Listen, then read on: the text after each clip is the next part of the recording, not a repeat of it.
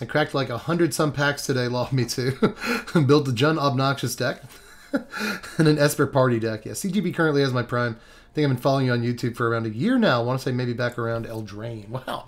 Honestly, not too many people subbed around Eldraine because that was a nightmare of a format. So I appreciate you being one of the 6 people who was like introduced to my channel around then and stuck with me.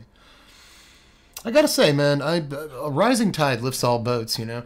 These people like CGB, Legend VD, MTG Arena Original Decks, and even when they were still in the game, you know, Merchant, Professor Knox, and you still have other people like Nerd Girl, you know, Power Dragon. There's plenty of new faces in content creation, and I didn't even name anywhere close to all of them. MTG Jeff. I mean, you go on and on and on. Mono Black Magic, right? I'm missing a ton of people that have just hit the scene in the last few years, but I know that some of my new subscribers are coming from those people's channels, right? So, because I have access to analytics, and I use them sometimes, not as much as a lot of other YouTubers, but I see where some people are coming from, right? And so, you know, I think that some people, older YouTubers who aren't in the game as much anymore, or who have seen their views dip in some ways, I think they lament the fact that there's so many sort of, they would say it dilutes the waters, you know what I mean, like having all these content creators and all that, but again, I don't really see that. I mean, I've seen like a relative dip in views over the last few years, but that's just how YouTube is. That's how YouTube is. You know, the algorithm prioritizes you for a couple of years after your initial year, as long as you keep at it and stuff. And then if people like your content, more people will get your stuff in their recommended feed or whatever. You'll start growing your channel, but YouTube admits that your placement in the algorithm has to do with the age of your channel, and that can be positive or negative, right? So after a few years on YouTube, your content tends to taper off and show up in fewer recommended feeds. So I don't think it's necessarily because there's such a wide berth of MTG content that we've seen the dip in views. I just think it's a natural thing to occur on YouTube. If anything, I should be happy for all the content creators that have come about in the last couple of years, because I think that a lot of love is being spread between these various content creators, and I get a lot of like runoff from that. So I don't know. I really like the sort of community that we've cultivated, because a few years ago it was really just a few of us, dude. It really was. You know, Professor, Manasource, me, and like a few other people.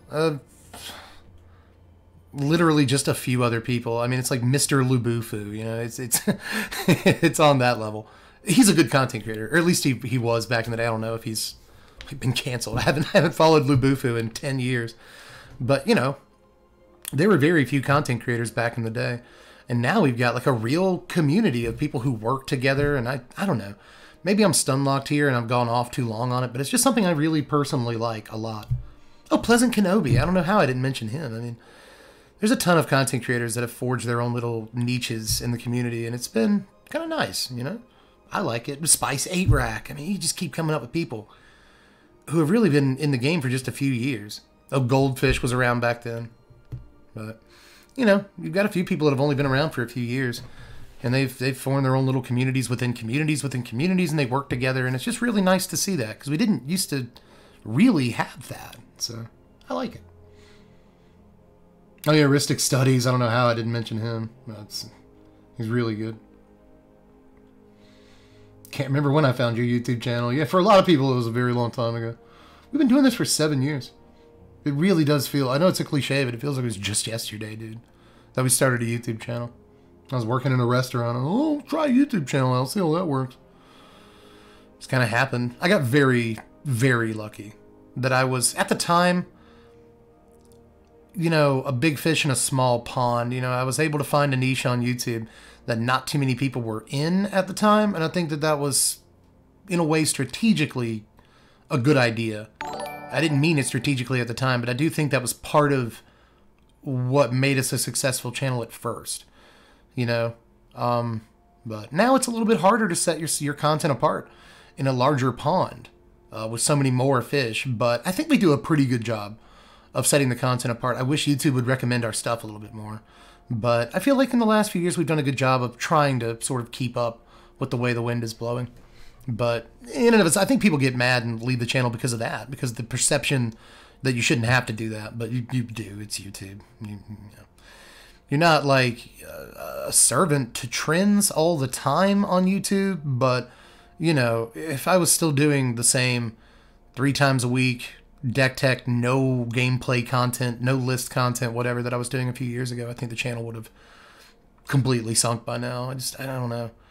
I don't think the YouTube deck tech is dead. I still think there's a market for it, but I don't know if the 3 times a week deck tech is like a viable YouTube model right now.